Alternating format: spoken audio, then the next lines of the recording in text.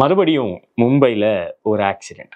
ஏற்கனவே ஒரு 2 மாசத்துக்கு முன்னால ஒரு பணக்கார வீட்டு பையன் ஒரு கார்ல ஒரு போர்ஷ் கார்ல 2 சாஃப்ட்வேர் இன்ஜினியர்களை ஏத்தி கொன்ன கதையை பத்தி நம்ம பேசியிருக்கோம் மக்கள் பேச்சுல. அதுக்கு பிறகு அந்த சிறுவனுக்கு அந்த கொலையாளிக்கு கொடுத்ததான தண்டனை, அதாவது எஸ்ஏ எழுதணும்னு சொன்ன தண்டனை, அதுக்கு பிறகு டிராஃபிக் போலீஸ் கூட இருந்து டிராஃபிக் ரூல்ஸ் எல்லாம் கத்துக்கணும் அப்படின்னு சொல்லி அந்த ஜூவனைல் ஜஸ்டிஸ் போர்டு கொடுத்ததான அந்த தண்டனை எல்லாம் பெரிய விவாதத்துக்குள்ளாச்சு. விவாதத்துக்குள்ளானதுக்கு பிறகு எப்படி அந்த பையனுடைய அப்பா காசு கொடுத்து டிரைவரை மாத்தி சொல்ல சொன்னாரு அப்படிங்கிற கதைகள் எல்லாம் பத்தி நம்ம மக்கள் பேச்சிலேயே பேசியிருக்கோம். இப்போ என்ன ஆயிருக்கு அப்படின்னு பாத்தீங்கன்னா, அதே மும்பையில சிவசேனா, அதாவது ஏக்நாத் ஷிண்டே சிவசேனாவில் இருக்கக்கூடிய ஒரு ராஜேஷ் ஷா அப்படிங்கக்கூடிய ஒருவருடைய மகன் மிஹிர் ஷா என்கிறவர் ஒரு BMW காரை ஏற்றி ஒருத்தரை கொண்டிருக்காரு. இவங்களுக்கெல்லாம் குடிச்சா வீட்டில் இருக்கணும், இல்லை குடிச்ச இடத்துலயே மட்டாகணும் அப்படின்லாம் தெரியாதான்னு நமக்கு தெரியல. ஆனா ஏழைகளினுடைய உயிருக்கு இவர்கள் கொடுக்கிற மதிப்பு, இல்லை ஏழைகளுடைய உயிர் எவ்வளவு துச்சமாக மதிக்கப்படுகிறது அப்படிங்கிறதெல்லாம் இந்த விபத்துகளிலிருந்து, அல்லது விபத்துன்னு கூட சொல்றது சரியா இருக்காதுன்னு நினைக்கிறேன். இதெல்லாம் கொலைன்னு தான் நம்ம சொல்லணும். ஏன்னா குடித்து விட்டு பண மெத்தனத்துல ஒரு காரை ஏற்றி கொல்கிறதையெல்லாம் நம்ம விபத்துன்னு சொல்லிட்டு அவ்வளவு எளிதா கடந்து போயிட முடியாது. இப்போ பாத்தீங்கன்னா, அந்த மிஹிர் ஷா அப்படிங்கிறது தான் அந்த பையனுடைய பேர். 24 வயசு அப்படின்னு சொல்லி சொல்றாங்க. அந்த பையனுக்கு 24 வயசு அப்படின்னு சொல்லி சொல்றாங்க. அவருடைய அப்பா அந்த ஏக்நாத் ஷிண்டே சிவசேனால ஒரு முக்கியமான பொறுப்புல இருக்கிறார். இந்த வழக்கு, இந்த ஆக்சிடென்ட் நடந்ததுக்கு பிறகு, இந்த கொலை நடந்ததற்கு பிறகு எந்த ஒரு பாரபட்சமும் இல்லாமல் விசாரணை நடக்கும் அப்படின்ட்டு ஏக்நாத் ஷிண்டே பேட்டியும் கொடுத்திருக்கிறார். இவருடைய பாரபட்சம் இல்லாத விசாரணை எல்லாம் பத்தி நமக்கு தெரியும். இவங்க எப்படி பாரபட்சம் இல்லாம விசாரணை நடத்துவாங்க அப்படிங்கிற கதைகள் எல்லாம் நமக்கு நல்லாவே தெரிஞ்ச விஷயங்கள் தான். இந்த சம்பவம் எப்படி நடக்குதுன்னு நீங்க பாத்தீங்கன்னா, இந்த மிஹிர் ஷா அப்படிங்கிறவரு ஜூஹு பார்ல நல்லா குடிக்கிறாரு, நல்லா தண்ணி அடிச்சுக்கிட்டு அவருடைய டிரைவர் கிட்ட போயிட்டு இன்னொரு லாங் டிரைவுக்கு கூட்டிட்டு போங்க, பாருங்க எவ்வளவு அபத்தமா இருக்கு அப்படிங்கிறத பாருங்க. நல்லா குடிச்சிட்டு ஜூஹு பார் அப்படிங்கிற ஒரு பார்ல நல்லா குடிச்சுக்கிட்டு என்ன ஒரு லாங் டிரைவுக்கு கூட்டிட்டு போங்க அப்படின்னு சொல்லி அவருடைய டிரைவர் கிட்ட கேட்கிறாரு. அந்த டிரைவர் வேர்லி அப்படிங்கிற இடத்துல ரீச் பண்ணும்போது, அந்த கார்ல வேர்லி அப்படிங்கிற இடத்துல ரீச் பண்ண நேரத்துல டிரைவர் கிட்ட இருந்து வற்புறுத்தி கட்டாயப்படுத்தி தானே வண்டியை ஓட்டுவதற்காக அந்த வண்டியை வாங்குகிறார் அந்த மிஹிர் ஷா. வண்டி பறக்கிறது, மிகுந்த அதிவேகத்துல பறந்து கொண்டிருக்குது. அந்த நேரத்துல ஒரு ஸ்கூட்டர்ல மீன் வியாபாரிகளான நாக்வாஸ், அதாவது கணவனும் மனைவியும் அந்த ஸ்கூட்டர்ல போறாங்க. போற நேரத்துல அவர்கள் மேல இடிச்சு, அந்த மனைவியினுடைய பேர் காவேரி நாக்வா, அவர் அந்த கார் அப்படியே ஏத்திட்டு போய் அந்த கார் அவர் மேல ஏறி அவர் மரணித்து போகிறார். இதுதான் நடக்குது. இது எல்லாம் நடந்தது இரவு நேரத்துல. இந்த மிஹிர் ஷா அப்படிங்கிறவர் நல்லா குடிச்சிட்டு இந்த மாதிரியான ஒரு ஆக்சிடென்ட்டை ஏற்படுத்தி இருக்கிறார். இவங்க 2 பேருமே ஒரு மீன் விற்கிற மீன் வியாபாரிகள். மீன் வியாபாரம் எல்லாம் முடிச்சுட்டு வீட்டுக்கு போற இடத்துல தான் இது நடக்குது.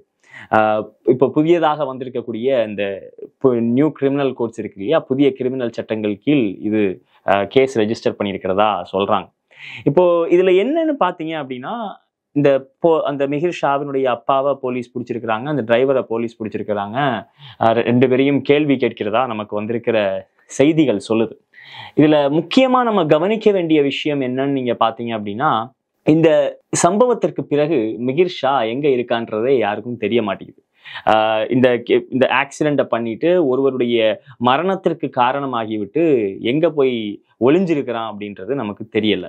இவர்களுடைய எண்ண ஓட்டத்துல எல்லாம் ஏழைகளுடைய உயிருக்கு அவ்வளவு மதிப்பற்று போய்விட்டதா அப்படிங்கிற ஒரு கேள்வி நமக்கு ஒண்ணு வருது. இன்னொன்னு, இந்த போதை, மது இதெல்லாம் ஓட்டிவிட்டு ஒரு வாகனம் ஓட்டுவது அப்படிங்கிறது ஒரு மனிதாபிமானமற்ற செயல், அல்லது சாதாரணமா சுய புத்தியில் இருக்கக்கூடிய யாருமே செய்யக்கூடாத ஒரு செயல்.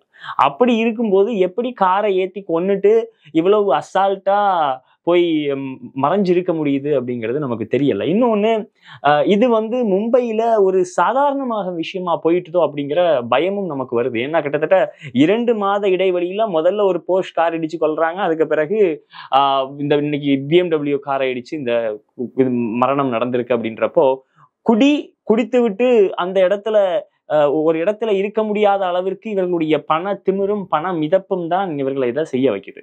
இப்போ ஏக்நாத் ஷிண்டே பாரபட்சம் இல்லாம இது விசாரணை நடக்க போகுது அப்படின்னு சொல்லிட்டாரு. ஆனா விசாரணை பாரபட்சம் இல்லாம தான் நடக்குமா அப்படிங்கிற கேள்வி நமக்கு ஏன் வருது அப்படின்னா, கடந்த மே மாதத்துல நடந்த அந்த போஷ் இன்சிடென்ட், அந்த போஷ் இன்சிடென்ட்லையும் அந்த சிறுவன், அந்த பையனுக்கு முழுமையான மேஜர் கூட ஆகல, 17 வயது தான் ஆயிருந்தது. அப்போ குடிப்பதற்கான வயதை கூட எட்டாத அந்த பையன்கிட்ட போஷ் போன்ற கார்களை கொடுத்து விட்டு அவன் வண்டி ஏத்தி கொன்னதுக்கு பிறகு அவருடைய அந்த சோட்டாராஜனுடைய பவர் எல்லாம் யூஸ் பண்ணி கேஸை எப்படியெல்லாம் இவங்க மேனிப்புலேட் பண்ண முடியும், எப்படியெல்லாம் திசை திருப்ப முடியும் அப்படின்னு பார்த்தாங்க. அதெல்லாம் நம்மளும் மக்கள் பேச்சுல பேசியிருக்கோம். அப்போ இதெல்லாம் நமக்கு எடுத்துக்காட்டா உதாரணங்களா இருக்கும்போது எதை வச்சு இவங்க பாரபட்சம் இல்லாமல் வழக்கு நடக்கும் அப்படிங்கிறத நம்ம நம்ப முடியும் அப்படிங்கிறது எனக்கு ஒன்றும் தெரியல. ரெண்டாவது, ஒரு உயிருக்கான மதிப்பு ரொம்ப ஏளனமா போய்விட்டதா தான் நான் இதை பார்க்க வேண்டியிருக்கு. ஏன்னா குடிச்சுக்கிட்டு நம்ம வண்டி ஓட்டுனா நம்ம கையில கண்ட்ரோல் இருக்காதுன்னு நமக்கு தெரியும். அப்படி இருக்கும்போதும் வண்டி ஓட்டுறதுக்கு டிரைவர் இருக்கிறாருன்னு நமக்கு தெரியும்.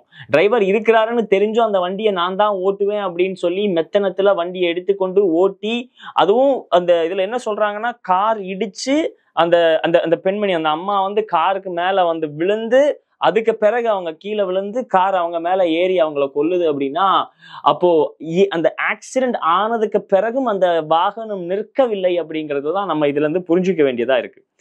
இன்னும் முக்கியமான விஷயம் என்னன்னு சொல்லி பாத்தீங்கன்னா, அவருடைய கணவர், அந்த காவேரி நாக்வானுடைய கணவர் பிரதீப் நாக்வாவுக்கு சிறிய சிறிய காயங்கள் ஏற்பட்டிருக்கிறதா சொல்றாங்க. இப்போ ஒரு குடும்பத்தினுடைய ஒட்டுமொத்த இதையுமே இந்த ஒரு ஆக்சிடென்ட் மாற்றி அமைச்சிருச்சு அப்படிங்கிறதுல நமக்கு மாற்று கருத்து இருக்க முடியாது. இது மாதிரி சம்பவங்கள் இனிமேல் நடக்காமல் இருப்பதற்கான ஒரு ப்ரிவென்டிவ் மெஷர்ஸா இதை ஸ்டாப் பண்றதுக்கு, இது இனி எதிர்காலத்துல நடக்காதவாறு நிறுத்தி வைப்பதற்கு இந்த அரசு என்ன முயற்சிகள் எடுத்துக்கிட்டு இருக்கு அப்படிங்கிறத பத்தியும் நமக்கு தெரியல. அதை பத்தி பேசவும் மாட்டிக்கிறாங்க. அதாவது ஒரு மரணம் நடந்துருச்சு, 2வது மரணம் நடந்துருச்சு, இது நாங்க பாரபட்சம் இல்லாமல் நடவடிக்கை எடுத்துக்கிட்டு போவோம் அப்படின்ட்டு சொல்றதுல எந்த ஒரு அர்த்தமுமே இல்லை. ஏன்னா என்னைக்கோ ஒரு நாள் நடக்குது அப்படின்னா தான் நம்ம ஆக்சிடென்ட்னு சொல்ல முடியும். ஏன்னா கண்டினியூஸா நடந்துகிட்டே இருக்க ஒரு விஷயத்த நம்ம இது ஒரு விபத்து அப்படின்னு சொல்லிட்டு எளிதில் கடந்து போய்விட முடியாது. ஏன்னா இது ஒரு பண திமிருல, பண மோகத்துல, மது மோகத்துல பணக்காரர்கள் எளிய மக்களுடைய, எளிய சாமானிய மக்களுடைய வாழ்வாதாரத்தை நசுக்குகிற இந்த போக்கை நம்ம என்னைக்குமே இது ஒரு விபத்து தான், இதுக்கு நாங்க பாரபட்சம் இல்லாமல் நடவடிக்கை எடுப்போம் அப்படின்னு சொல்லிட்டு போறதை கடந்து போகவே முடியாது. அதுலயும் இந்த மோடி அரசு கடந்த கிட்டத்தட்ட 10 வருடங்களாக எளிய சாமானியர்களுடைய வாழ்க்கையில் வயிற்றில் அடிப்பதையும் அவர்களுடைய வாழ்வாதாரத்தை நசுக்குவதிலையும் தான் குறிப்பா ரொம்ப உன்னிப்பா இருக்கிறாங்க. நீங்க இந்த எலெக்ஷன் பிரச்சாரம் நடக்கும் போதெல்லாம் நீங்க பார்த்திருப்பீங்க. நீங்க எப்படி புல்டோசர் ஏத்தி எப்படி கொல்றதுன்னு யோகி ஆதித்யநாத்தை பார்த்து கத்துக்கோங்க அப்படின்னு சொன்னவர் தான் நம்மளுடைய பிரதமர் மோடி. அந்த புல்டோசர் யார் வீட்டை இடிச்சது? ஒரு சாமானியர்களாக ஒரு மார்க்கெட்ல கடை போட்டிருந்த ஒரு சாமானியருடைய கடையை எல்லாம் புல்டோசரை வைத்து இடித்தார்கள். இடிச்சுக்கிட்டு அதை நாங்க பாருங்க புல்டோசர் அரசு நடக்குது, புல்டோசரை எப்படி பயன்படுத்தணும்னு யோகி ஆதித்யநாத் கிட்ட இருந்து கத்துக்கோங்க அப்படின்னு சொன்னார் நம்மளுடைய பிரதமர் மோடி.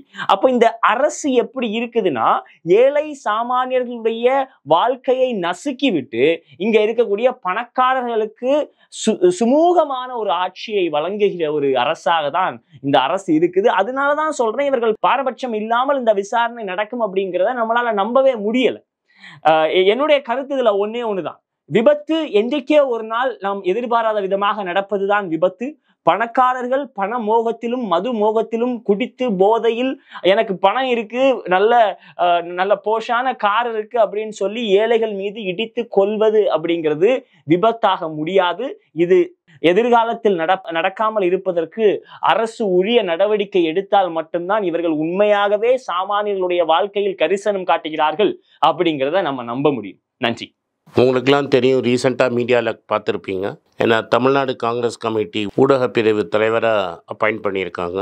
ஸோ பொலிட்டிக்கலாக என்னோட வியூஸ் என்ன அப்படின்னு நீங்கள் ட்விட்டரில் ஃபாலோ பண்ணணும்னு நினச்சிங்க, @AnandS1967 என்னை ஃபாலோ பண்ணுங்கள். என்னோட real original ID, Twitter ID for politics அதுதான். ஸோ பாலிட்டிக்ஸ் சம்மந்தப்பட்ட என்னோட எல்லா ஒப்பீனியன்ஸ், வியூஸ் எல்லாமே அதில் வரும். அதில் ஃபாலோ பண்ணுங்கள். நன்றி, வணக்கம்.